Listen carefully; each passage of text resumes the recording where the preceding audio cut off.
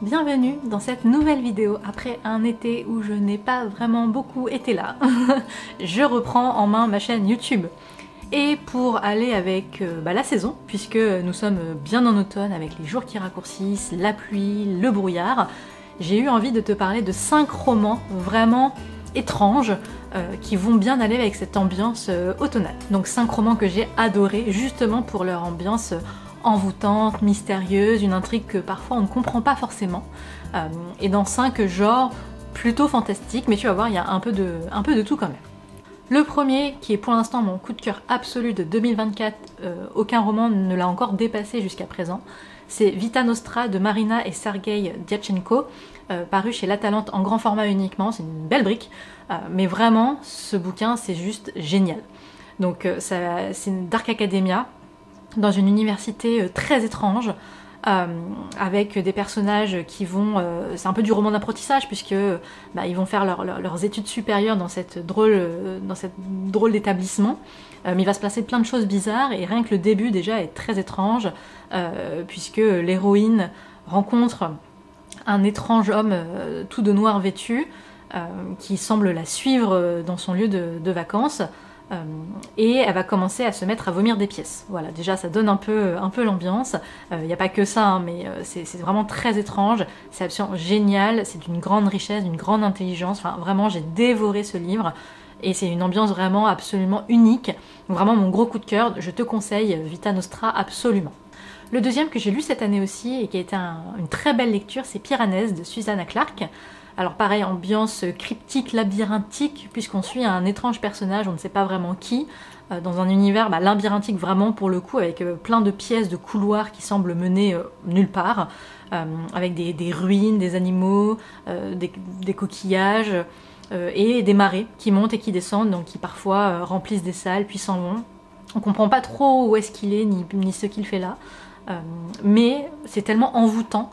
On découvre vraiment cet univers, et l'intrigue finalement évidemment se met en place au fur et à mesure, et c'est très bien écrit, c'est écrit un peu comme un journal de bord de cet homme seul perdu dans cet univers, et franchement c'est juste génial, c'est assez court et ça se lit en une soirée, une après-midi, une soirée, c'est vraiment génial, donc je conseille aussi Piranèse absolument. Le troisième que j'ai lu il y a plusieurs années, mais qui revient sur le devant de la scène, puisque c'est un roman de Han Kang, qui est la prix Nobel de littérature de cette année. Et j'ai envie de te parler donc de son roman La Végétarienne. Pareil, court roman, donc d'une autrice coréenne, assez étrange, toujours évidemment, qui raconte en fait le quotidien d'une femme qui décide du jour au lendemain de ne plus manger de viande. Pas pour des raisons écologiques ou des raisons particulières, juste, on ne sait pas trop pourquoi justement, elle décide d'arrêter de manger de la viande. Sauf que comme il n'y a pas vraiment de raison, c'est pas très bien compris par sa famille, voilà, enfin c'est une ambiance très étrange, et puis elle va rencontrer des personnes dans l'art et tout, enfin voilà, ça devient de plus en plus étrange au fur et à mesure du roman, je peux pas trop en dire, mais ce qui démarre comme ça, comme juste, on va dire un choix lambda, prend des proportions très bizarres, et elle semble s'enfoncer de plus en plus dans une sorte de... Alors je dirais pas un délire, mais en tout cas la psychologie du personnage est très intéressante. C'est vraiment une petite merveille coréenne, et donc j'ai vraiment envie d'en reparler puisque je suis ravie que l'autrice ait remporté le prix Nobel de littérature cette année. Le quatrième roman dont j'ai envie de te parler, c'est un roman pareil un peu inclassable, qui est L'étrange traversée du Sardam de Stuart Turton. On est entre le roman historique, le roman d'enquête et le roman fantastique, c'est vraiment inclassable comme seul Turton sait les faire. Donc on est dans l'époque de la Compagnie des Indes orientales, on est sur un bateau qui part des Indes, qui est en train de ramener des denrées de là-bas vers les Pays-Bas.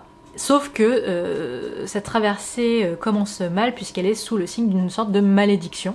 Et effectivement, il va se passer des choses très étranges, notamment des morts sur ce bateau. Donc on est en plus sur un huis clos, puisque le bateau est sur les océans. Donc c'est tout un petit microcosme humain qui se joue. Et parmi les passagers se trouve un homme qui fait clairement penser à Sherlock Holmes, puisque c'est un homme capable de faire des déductions uniquement grâce à ce qu'il voit comme indice et ce qu'il repère sur les gens, etc.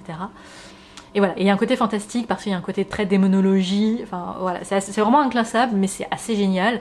Turton a vraiment le chic pour créer des intrigues qu'on ne voit, dont on ne voit absolument pas venir le dénouement. J'ai été très surprise par la fin. Vraiment, ça, il a un talent fou pour faire ça. Et l'univers est assez génial, voilà, sur ce bateau au XVIIe siècle sur les océans avec des choses, des morts étranges et des disparitions qui se passent, enfin, c'est assez génial. Et enfin, le dernier roman dont j'ai envie de te parler, que je viens de lire tout récemment, c'est un classique a priori du genre, mais j'avoue que j'étais complètement passée à côté, c'est Cristal qui songe de Theodore Sturgeon. Alors pareil, inclassable au possible, c'est entre le fantastique et la science-fiction. Ça commence par un gamin Horty qui a 8 ans, il me semble, qui est renvoyé de l'école parce qu'il mange des fourmis. Ça a son importance. Donc voilà, il retourne chez lui puisqu'il a été exclu de son école. Il retourne voir donc ses parents adoptifs, notamment son père adoptif avec qui ça se passe pas bien du tout. Et là, ça va être vraiment la goutte d'eau qui fait déborder le vase, puisque déjà son père adoptif du coup ne l'apprécie pas vraiment, il l'humilie, le maltraite, enfin bon voilà. Et là, dans un accès de colère, en fait, il va lui broyer des doigts.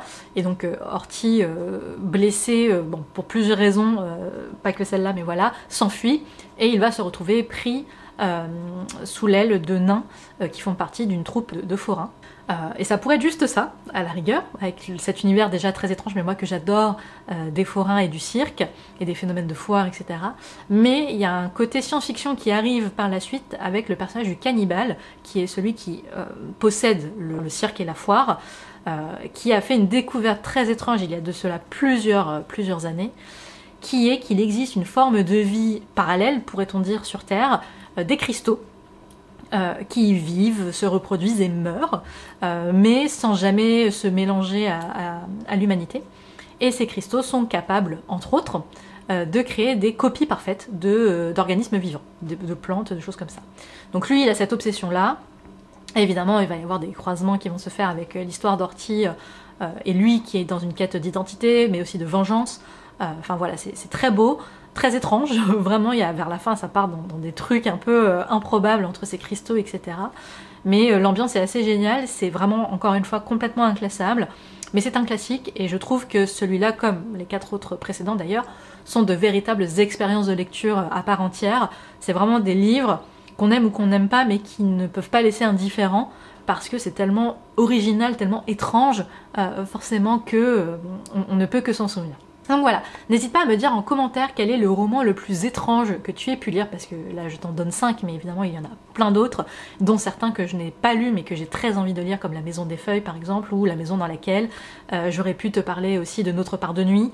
Enfin voilà, c'est pas les idées qui manquent, mais j'espère que tu trouveras des inspirations dans ce que je t'ai dit.